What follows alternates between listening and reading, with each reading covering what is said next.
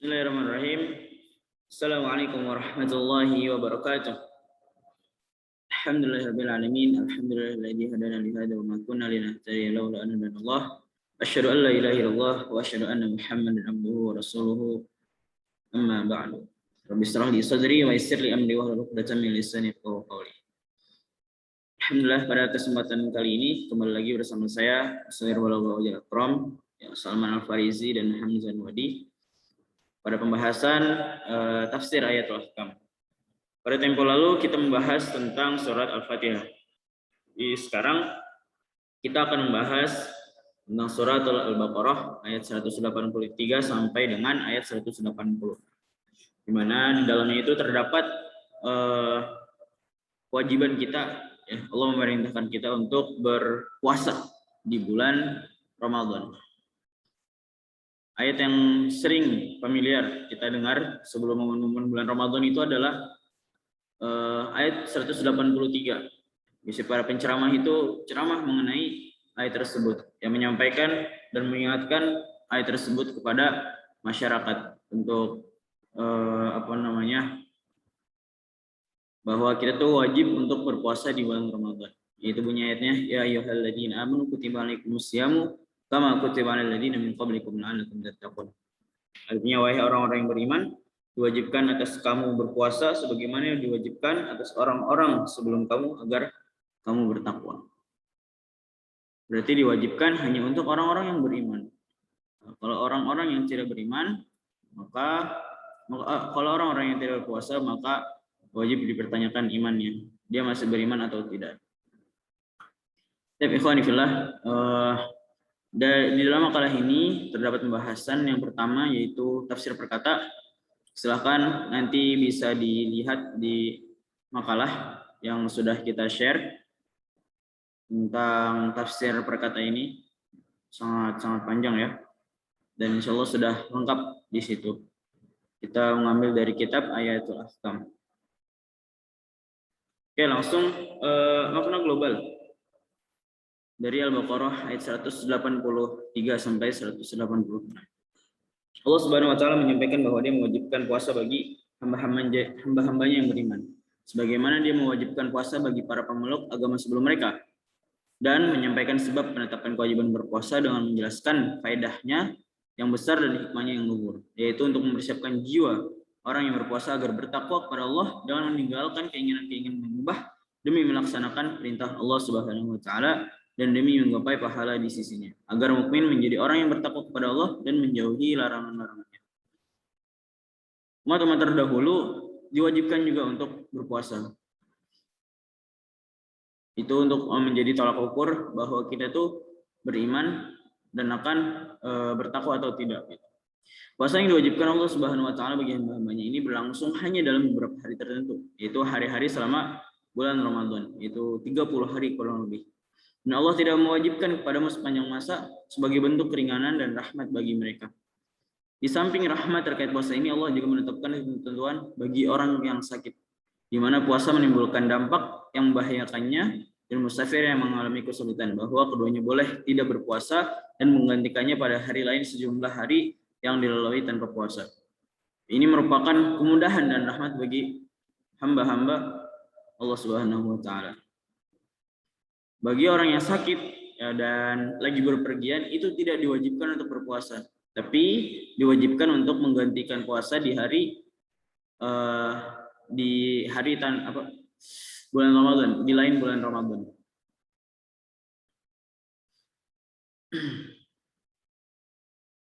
Kemudian Allah Subhanahu wa taala menyampaikan bahwa bulan yang diwajibkan bagi mereka untuk berpuasa ini adalah bulan Ramadan. Dan Ramadan merupakan bulan permulaan turunnya ayat Al-Qur'an. Yang dengan kitab inilah Allah memuliakan umat Nabi Muhammad SAW. Allah menetapkannya sebagai tuntunan hidup bagi mereka dan aturan yang harus mereka pegang teguh dalam kehidupan mereka. Di dalamnya ada cahaya, petunjuk, dan sinar. Ia sebagai jalan kebahagiaan bagi orang yang hendak meniti jalannya. Kemudian Allah Subhanahu wa taala menjelaskan bahwa Dia dekat. Dia memperkenankan doa orang-orang yang berdoa dan memenuhi kebutuhan orang-orang yang meminta tanpa ada tabir antara Dia dengan seorang pun di antara hamba-hambanya. Oleh karena itu mereka harus mempersembahkan doa dan ketundukan hanya kepada Allah Subhanahu wa taala. Lurus dan tulus kepada hanya Allah Subhanahu wa taala dalam menjalani tuntunan agama. Allah memberikan kemudahan bagi hamba-hambanya dan memperkenankan mereka untuk bersenang-senang dengan istri pada malam bulan Ramadan. Sebagaimana memperkenankan bagi mereka untuk makan dan minum yang mana itu diharamkan bagi mereka sebelumnya. Akan tetapi Allah Subhanahu wa taala memperkenankan makan dan minum bagi mereka serta bersenang-senang dengan istri untuk menunjukkan karunia dan rahmatnya terhadap mereka. Allah mengumpamakan istri dengan pakaian yang menutupi badan, kemudian karena perempuan sebagai penutup dan tempat bagi laki-laki, dan laki-laki pun sebagai penutup baginya. Ibnu Abbas mengatakan maknanya, mereka atau istri tempat bagimu dan kamu tempat bagi mereka. Hubungan badan dengan istri diperkenankan sampai terbit fajar. Kemudian Allah memberikan pengecualian dari kerumunan. Dibolehkannya berhubungan badan itu hubungan badan pada waktu iktikaf. Karena itu merupakan waktu yang difokuskan untuk secara penuh untuk beribadah, hanya untuk beribadah kepada Allah. Kemudian Allah menutup ayat-ayat yang mulia ini dengan peringatan agar perintahnya tidak dilanggar dan larangan-larangan serta penyimpangan tidak dilakukan. Itulah yang disebut sebagai ketentuan hudud Allah yang telah dijelaskannya kepada hamba-hambanya agar mereka menjauhinya dan tetap berpegang teguh pada syariat Allah sehingga mereka menjadi orang-orang yang bertakwa. Sebab turun ayat surat Al-Baqarah ayat 183 sampai 186. Yang pertama, Ibnu Jarir meriwayatkan dari Mu'adz bin Jabal bahwa yang mengatakan bahwa Rasulullah SAW tiba di Madinah lantas menunaikan puasa hari Asyura dan 3 hari pada setiap bulan.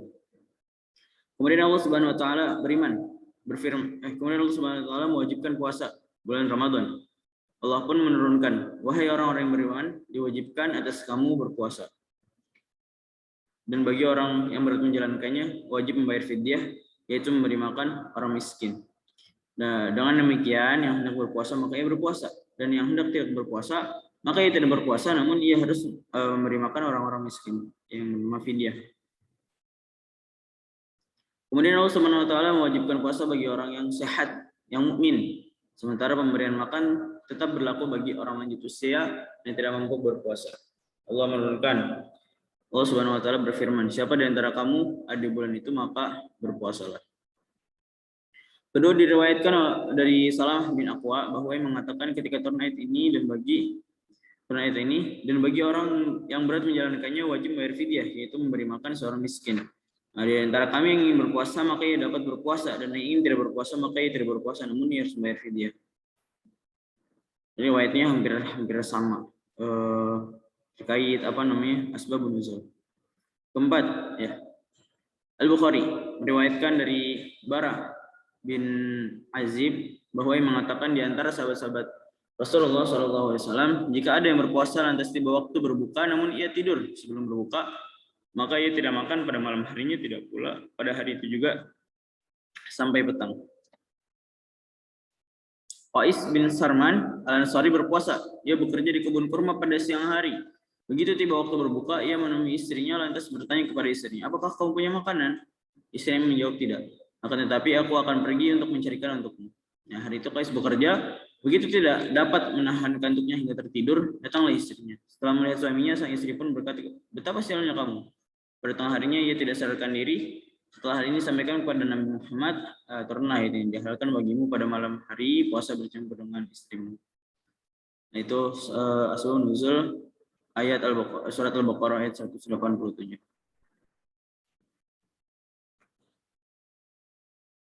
Di sini juga dibahas ragam qiraah. Ini ada ayat 184. Pertama, jumhur ulama qiraah bacanya wa 'alal ladzina yutiqunahu. Sementara Ibnu Abbas membacanya yutawwaqunahu dengan arti yang dibebaninya. Ini ragam berbagai ragam qiraah yang ulama-ulama berbeda pendapat, namun tetap memiliki makna yang sama.